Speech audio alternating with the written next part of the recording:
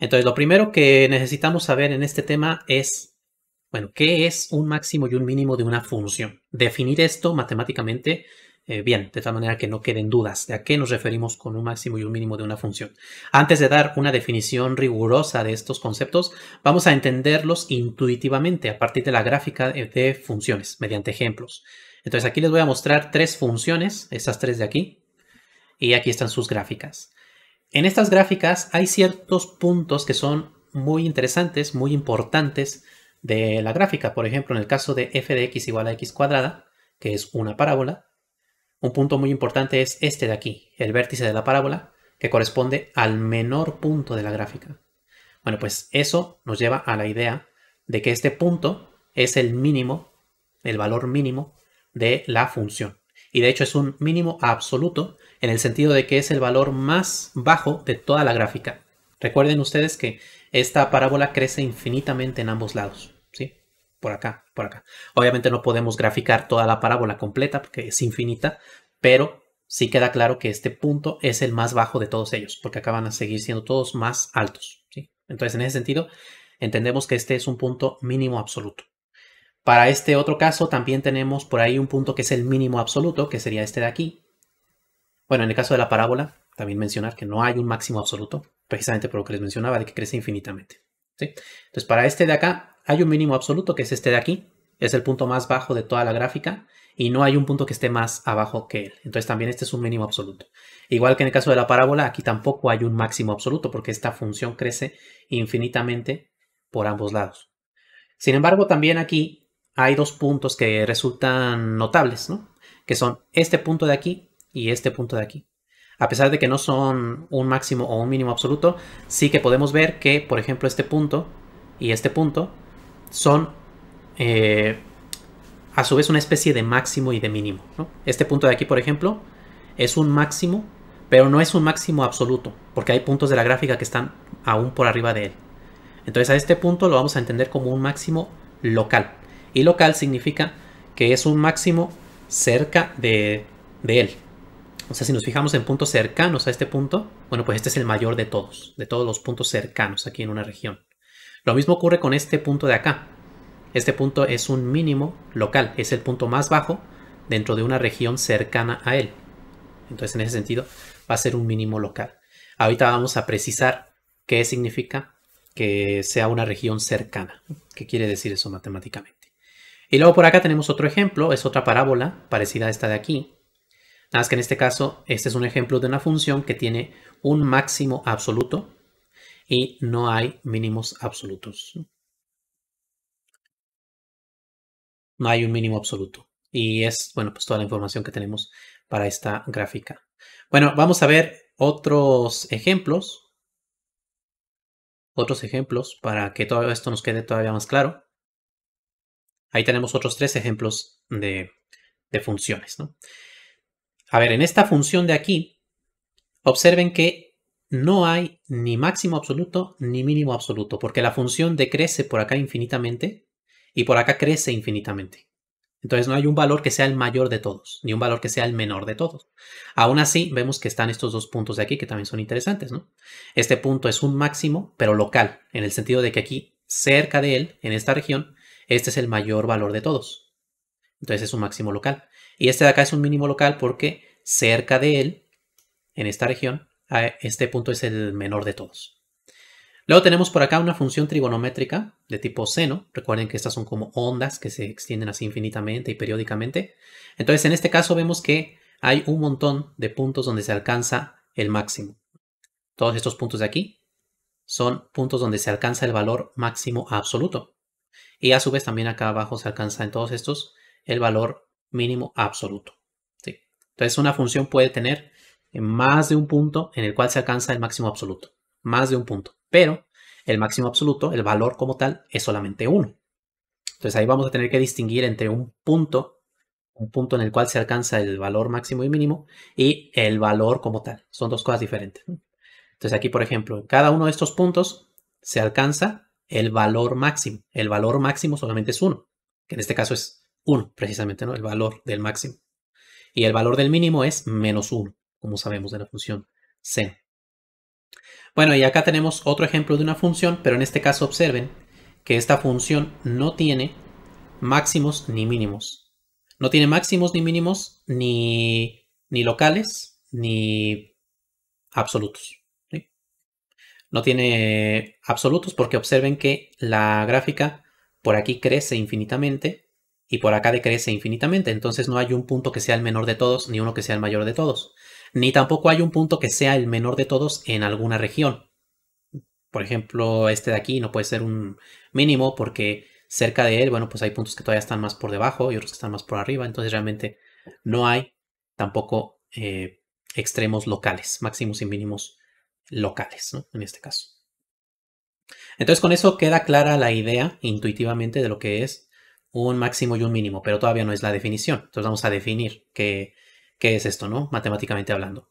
Entonces vamos a decir que una función que está definida en algún conjunto D, que es subconjunto de los reales, ¿sí? Vamos a llamarle f a esa función, y vamos a tomar un número c en ese conjunto D. Este conjunto D puede ser un intervalo, puede ser una unión de intervalos, puede ser todo el dominio de la función, o sea, el mayor dominio posible de la función, que es lo más usual, pero puede ser un subconjunto, ¿no? Puede ser nada más el intervalo 0, 1, por ejemplo, o puede ser el conjunto de los naturales también, por ejemplo, o sea, cualquier subconjunto de los números reales, ¿sí? Entonces, un valor que esté en este conjunto en el cual estamos definiendo la función, vamos a decir que f de c es el valor máximo absoluto de f en este conjunto D si el valor de la función en c es mayor o igual que el valor de la función en x para cualquier otro x en el conjunto D. Este símbolo de aquí quiere decir para todo, ¿sí? Este de acá quiere decir pertenece, nada más para quienes no sepan de la notación matemática. Entonces, aquí lo que quiere decir es que para todas las x del conjunto D se debe cumplir esto de aquí, que f evaluado en c es mayor o igual que f evaluado en x. Entonces el valor de la función es mayor que los demás valores, es lo que quiere decir. Y de la misma manera definimos lo que es un mínimo absoluto, nada más que en este caso f de c es menor o igual que f de x, o sea el valor en c es menor que cualquier otro valor, menor o igual, puede ser igual también, ¿no? Entonces esas son las definiciones de máximo y mínimo absolutos. Todavía hay que ver cómo se definen los locales. Pero bueno, para esos que son absolutos, vamos a ver algunos ejemplos. Por ejemplo, en esta parábola que ya habíamos visto antes, si consideramos el conjunto D como el conjunto de todos los reales, entonces hay un mínimo absoluto, que es este de aquí. Este es el valor mínimo absoluto de toda la recta real. Y vean que en este caso no hay un máximo absoluto, por lo que decíamos de que la parábola crece infinitamente por sus extremos. No hay un valor que sea el mayor de todos. Ahora, si tomamos esta misma función, pero el conjunto D es otro, por ejemplo, ya ahora el conjunto D es desde menos 1 hasta 2, entonces nada más nos estaremos fijando en un pedazo de la parábola, solamente lo que abarca desde aquí. A ver, ahí me voy a quitar un poquito. Lo que abarca desde aquí, desde el menos 1 hasta el 2, toda esta parte de la parábola. Y entonces en este caso vean que ya es diferente la situación, ¿no? Porque aquí sigue habiendo un mínimo absoluto, por supuesto, que sigue siendo el mismo punto, este de aquí, mínimo absoluto, pero también ya hay un máximo absoluto, que es este de acá, que es el mayor valor de todos los que alcanza la función. Este es el mayor valor que alcanza en el intervalo menos 1, 2, cerrado, ¿sí? Entonces, dependiendo del conjunto D, puede ser que haya un máximo absoluto o mínimo absoluto, y bueno, esto va a depender, ¿no? De cuál es ese conjunto D que estemos tomando en especial. Ahora, ¿qué pasaría si aquí, en lugar de considerar el conjunto, bueno, el intervalo cerrado, si tomamos el intervalo abierto, ¿cambiaría en algo esta situación? Pues vamos a ver. Si tomamos el intervalo abierto, la diferencia es que el menos 1 y el 2 no son parte del conjunto D.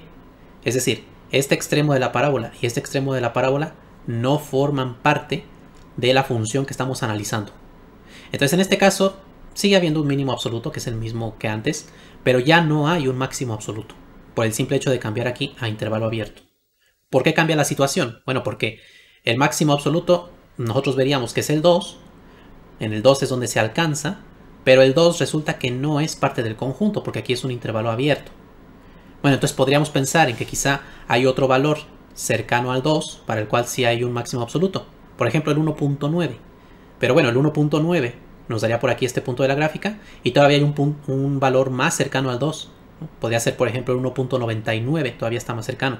Y luego hay otro todavía más cercano, que es mayor, que es el 1.999. Y ahí la función es todavía mayor. Entonces no existe un valor para el cual la función realmente sea, alcance el mayor valor de todos. Entonces en ese caso, ya por haber cambiado un intervalo abierto, vemos que no hay un máximo absoluto. ¿Sí? Entonces eso lo podemos también representar así, poniendo aquí un circulito de que, bueno, aquí este punto no forma parte de la parábola y por eso no hay un máximo absoluto. Ahora vamos a definir lo que es un máximo local y un mínimo local. Vamos a empezar con máximo local. Vamos a decir que f de c es un valor máximo local de f si el valor de la función en ese punto c es mayor o igual que f de x para cualquier x cercano a c. Y ahorita voy a explicar más detalladamente a qué se refiere esto de que esté cerca de c.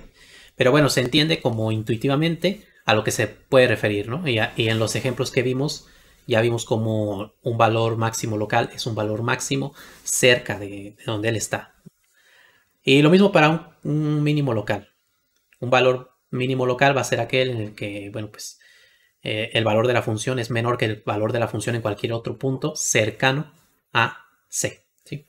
Entonces vean que aquí la diferencia con las definiciones que vimos antes de máximo absoluto y mínimo absoluto es que aquí no tiene por qué ser en todo el conjunto de definición de la función f. Aquí ni siquiera lo estamos mencionando el conjunto de definición, sino que solamente debe ser para puntos cercanos. ¿Sí?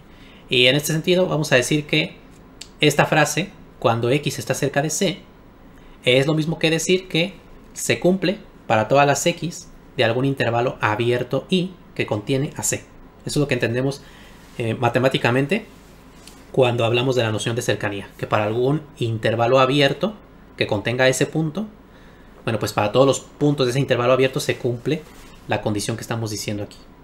¿Sí? Entonces, para que quede más claro, vamos a ver por aquí un ejemplo. Esta función que ya habíamos visto antes y que vimos que tiene por aquí un mínimo local. ¿Sí? Entonces, ¿qué significa que esto sea un mínimo local? Significa que existe algún intervalo abierto para el cual, fijándonos solamente en esta región del intervalo abierto, este punto es el menor de todos. Y podemos ver lo que aquí justamente en esta franja, este punto es el que está más abajo de todos, ¿no? Porque todos aquí están por arriba, dentro de esta franja. ¿Sí? Entonces, en ese sentido, existe un intervalo abierto para el cual para todos los puntos de ese intervalo se cumple la condición que indicamos aquí. El valor de f en c sería por aquí como cerca de menos 1. Bueno, pues f de c es menor o igual que f de x para cualquier otro x del intervalo. Eso es lo que quiere decir. Ahora, aquí alguien podría decirme, bueno, pero esto es un intervalo para el cual sí se cumple y acá tenemos un intervalo en el cual no se cumple, ¿no? Si tomamos un intervalo más grande así, vemos que este ya no sería un mínimo en ese intervalo porque hay valores que están más abajo. Pero bueno, la noción de cercanía hace referencia a que exista un intervalo. No tienen que ser todos los posibles intervalos abiertos. Con uno solo que exista en el cual se cumpla, que en este caso sería este intervalo de aquí, con eso ya es suficiente para decir que esto es un mínimo local. ¿Sí? Entonces en este intervalo abierto no se cumpliría, pero aquí hay uno en el que sí. Y entonces ya con eso es suficiente para hablar de un mínimo local. Entonces con esto queda más claro matemáticamente a lo que nos referimos con que x esté cerca de c. Bueno, y entonces otra cosa que hay que entender a partir de las definiciones que vimos es que todo máximo absoluto es también un máximo local. Bueno, pues porque el máximo absoluto era un valor máximo de la función en todo el dominio y en particular va a ser un máximo de la función en cualquier intervalo que tomemos, ¿no? Abierto, porque pues lo es en todo el dominio. Entonces cualquier intervalo abierto que tomemos contenido en el dominio nos va a funcionar aquí. Y lo mismo para el caso de un mínimo absoluto. Un mínimo absoluto es también un mínimo local. Entonces muchas veces en las funciones cuando estamos analizando máximos y mínimos solo hablamos de máximos y mínimos locales, que muchas veces son los que nos interesan realmente, y puede ser que esos máximos o mínimos locales que estemos mencionando a su vez puedan ser globales o absolutos. ¿Sí? Y luego tenemos esta otra implicación. La otra implicación al revés evidentemente no se cumple, ¿no? Un máximo local no tiene por qué ser un máximo absoluto o máximo global, no tiene por qué serlo, ¿no? Y ya vimos ejemplos, y en los ejemplos que les mostré antes pueden ver cómo algunas gráficas tienen un máximo local pero no absoluto, o un mínimo local que tampoco es absoluto. Entonces quisiéramos ver de qué manera podemos calcular los valores máximos y mínimos de una función. tanto los absolutos como los relativos, los locales. Entonces, primero vamos a centrarnos en cómo calcular los máximos y mínimos absolutos. Y para esto tenemos un teorema importantísimo de las funciones continuas, que es el teorema del valor extremo, el cual nos dice lo siguiente. Si tenemos una función continua en un intervalo cerrado, entonces la función alcanza sus valores máximo y mínimo absolutos en ese intervalo cerrado. Entonces vean cómo nada más son dos las hipótesis. F debe ser una función continua y debe estar definida en un intervalo cerrado. Con esas dos condiciones tenemos garantizado que la función va a alcanzar su valor máximo y su valor mínimo en este intervalo. Ahora, la demostración de este teorema no es algo sencillo de hacer. Para quienes quieran ver la demostración, la pueden encontrar en el libro de Spivak, por ejemplo. Pero es un teorema bastante interesante y bastante importante. O sea, siempre que tengamos una función continua definida en un intervalo cerrado, tenemos garantizado que va a existir tanto el máximo como el mínimo absoluto. ¿Y cómo los vamos a calcular? Bueno, pues en un momento vamos a ver eso, pero antes vamos a ver por aquí algunos ejemplos. Por ejemplo, aquí tenemos la función que habíamos visto antes, f de x igual a x al cuadrado. Esta es una función continua porque es un polinomio, los polinomios son continuos, y además esto es un intervalo cerrado. Por lo tanto, tenemos garantizado que esta función va a alcanzar su valor máximo y mínimo en el intervalo. En este caso, por ejemplo, podemos ver que el mínimo se alcanza aquí, en el vértice de la parábola, y el valor máximo absoluto se alcanza, en este caso, en un extremo del intervalo, aquí justamente en el 2. Aquí es donde se alcanzaría el máximo absoluto. Entonces podemos ver que el mínimo o el máximo se podrían alcanzar a veces en los extremos del intervalo o a veces en algún otro punto dentro del intervalo. Ahora aquí tenemos el otro ejemplo. Si cambiamos el intervalo cerrado por un abierto, en este caso ya no necesariamente se va a cumplir el teorema de valor extremo. Estas condiciones que nos está dando el teorema de valor extremo, que f debe ser continua en un intervalo cerrado, son condiciones suficientes, o sea, son condiciones que nos garantizan que a partir de ahí se cumple que f alcanza su máximo y su mínimo. Son suficientes, pero no necesarias. Es decir, puede ser que una función no cumpla alguna de estas condiciones o incluso ambas y que aún así alcance su valor máximo absoluto y su valor mínimo absoluto. ¿Sí? Podemos tener una función que no es continua en un intervalo que no es cerrado y aún así puede ser que alcance su valor máximo absoluto y su valor mínimo absoluto. O puede ser que nada más alcance uno de los dos, o puede ser que no alcance ninguno de los dos. ¿Sí?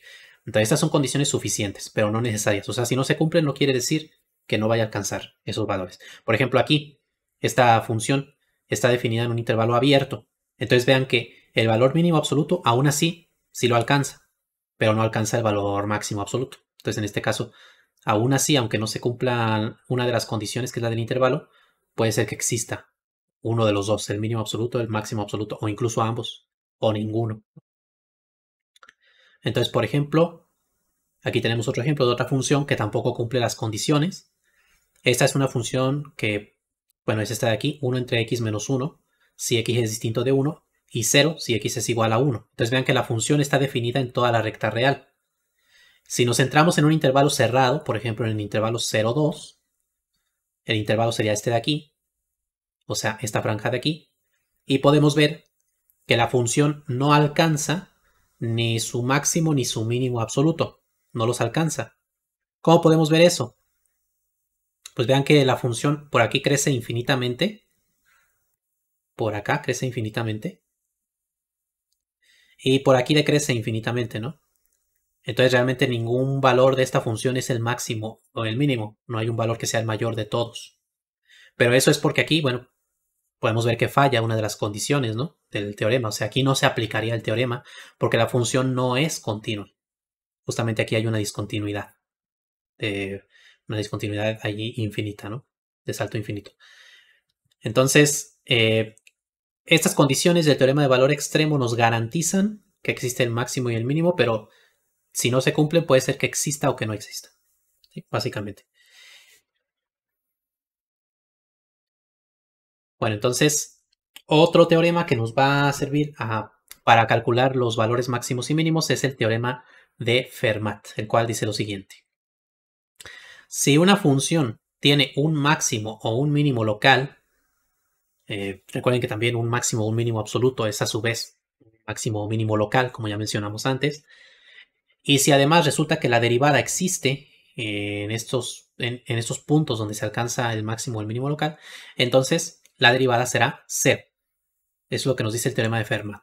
Esto es más fácil entenderlo geométricamente, que de hecho es como Fermat lo logró deducir, ¿no? O sea, para el tiempo de Fermat todavía no existía el concepto de derivada. Fermat es anterior a Newton. Recordemos que Newton es quien inventa el concepto de derivadas. Pero aún así, Fermat ya había encontrado este teorema. Y bueno, lo podemos ver geométricamente. Aquí tenemos un ejemplo que habíamos visto antes. Y recordemos que hay 3 puntos que son máximos o mínimos locales. Aquí tenemos estos dos que son mínimos locales, y aquí un máximo local. ¿Qué significa que la derivada sea 0? Recordemos que la derivada, geométricamente, se puede entender como la pendiente de la recta tangente en un punto. Entonces, que la derivada sea 0 quiere decir que la pendiente de la recta tangente es 0. Y una recta con pendiente 0 es una recta que no está inclinada, o sea, una recta horizontal. Eso es una recta con pendiente 0. Y podemos ver aquí geométricamente que justamente en estos puntos las tangentes son horizontales, o sea, las derivadas valen 0. Eso es lo que nos dice entonces el teorema de Fermat. Que si una función alcanza, bueno, tiene máximos o mínimos locales, entonces la derivada ahí será 0, siempre y cuando la derivada exista. Porque puede ser que no exista y aún así tener por ahí un máximo, como por ejemplo aquí. Esta es una función en la cual se alcanza por aquí un máximo, pero en este caso aquí no se cumpliría el teorema de Fermat porque aquí ni siquiera existe la derivada. Si aquí la derivada no vale 0, ni siquiera existe la derivada. El teorema de Fermat solamente habla de aquellos puntos en los cuales la derivada existe. Si la derivada existe, entonces es 0. Entonces, con estos dos teoremas vamos a poder nosotros encontrar los máximos y mínimos de una función. Los máximos y mínimos absolutos, que son los que estamos estudiando ahorita. Pero antes, para ver el método, vamos a definir unos puntos importantes que son los puntos críticos de una función. Vamos a decir que un punto crítico es un número c en el dominio de la función, donde estamos definiendo la función, en el cual la derivada vale 0 o la derivada no existe. Esos puntos donde la derivada no exista o donde sea 0, esos vamos a llamarles puntos críticos, ¿sí? Entonces, de acuerdo al teorema de Fermat, si una función alcanza, por ejemplo, su máximo local, bueno, pues ahí su derivada será 0, si la derivada existe. O puede ser que no exista, y aún así se alcance el máximo local, como en el ejemplo que vimos hace un momento. Por lo tanto, de ahí lo que podemos sacar es que si f tiene un máximo o un mínimo local, entonces este punto C, donde se alcanza el máximo o mínimo local, será un punto crítico. Ahora, aquí es importante notar que si C es un punto crítico, eso no necesariamente implica que f de C sea un máximo local o un mínimo local, ¿sí? Es decir, en todos los puntos donde se alcanza el máximo o el mínimo local, todos esos puntos sí van a ser puntos críticos, pero puede haber puntos críticos en los que no se alcanza ni máximo ni mínimo local. Entonces, los puntos críticos son un conjunto más grande que el conjunto de puntos donde se alcanza el máximo o mínimo local. Por lo tanto, si nosotros conocemos todo el conjunto grande de puntos críticos, dentro de ese conjunto de puntos críticos es donde van a estar los puntos que a nosotros nos interesa, que es donde la función alcanza su máximo o su mínimo. Nada más habrá que ir viendo uno por uno todos estos puntos críticos y comparar cuáles son sus valores y veremos cuál es el máximo y cuál es el mínimo. Esa va a ser básicamente la metodología que vamos a seguir, ¿sí? Entonces, para que se vea esto último, aquí tenemos un ejemplo, una función que es f de x igual a x al cubo. Si la derivamos, eso nos da 3x cuadrada. Y 3x cuadrada vale 0 cuando x vale 0. Es decir, la derivada evaluada en 0 es igual a 0. Por lo tanto, el 0 es un punto crítico. Y sin embargo, el f de 0 no es un valor extremo. No es ni un máximo ni un mínimo. Lo podemos ver aquí en la gráfica. Aquí en el 0 no es ni máximo ni mínimo. Porque en su cercanía no hay... O sea, no es el menor de todos los puntos ni el mayor de todos los puntos. Ahí se puede ver eso, ¿no? Entonces, que un punto sea crítico no nos garantiza que ese punto va a corresponder a un máximo o un mínimo. Pero si en un punto se alcanza un máximo o un mínimo, entonces ese será un punto crítico, ¿sí? Esas implicaciones son las que quiero que se entiendan bien. Entonces, ahora sí, vamos a decir cuál es el método para calcular los valores máximos y mínimos y luego vamos a ver un par de ejemplos. Entonces el método va a ser el siguiente. Tenemos nosotros una función que va a estar definida en un intervalo cerrado para que podamos nosotros aplicar el teorema del valor extremo, ¿sí? Tenemos una función f continua, que ahí no lo puse, pero debe ser continua, en un intervalo cerrado. Entonces, para calcular los puntos máximos y mínimos, lo primero que vamos a hacer es calcular los puntos críticos de la función. Eso va a ser lo primero. Calcular los puntos críticos, que recuerden, son aquellos en los que la derivada vale 0 o en los que la derivada no existe, ¿sí? Aquí ponemos que es en el intervalo abierto, simplemente para que resulte más sencillo el tema de la derivada, no complicarnos con derivadas en los valores extremos del intervalo, ¿no? Nos quedamos con el intervalo abierto y ya está. Después vamos a analizar también qué ocurre en los extremos del intervalo, ¿sí? Entonces eso lo vamos a hacer en el 2. Una vez que tengamos los puntos críticos aquí del apartado 1, lo que vamos a hacer es evaluar la función en cada punto crítico de aquí. Y también vamos a calcular el valor de la función en los extremos del intervalo. Entonces vamos a evaluar la función en todos esos puntos. Una vez que hayamos hecho eso, el mayor de los valores será el máximo absoluto y el menor será el mínimo absoluto. O sea, simplemente nos fijamos cuál es el mayor de todos, ese es el máximo, y cuál es el menor de todos, y ese es el mínimo. Entonces vean, estos 3 pasos son para calcular máximos y mínimos absolutos de una función continua en un intervalo cerrado, ¿sí? Nada más para ese tipo de funciones. Funciones continuas definidas en un intervalo cerrado.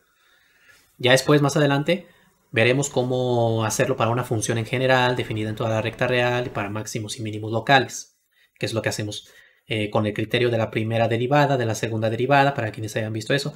Pero aquí estamos hablando solamente de funciones continuas en un intervalo cerrado. En este caso es más fácil encontrar el máximo y el mínimo absolutos.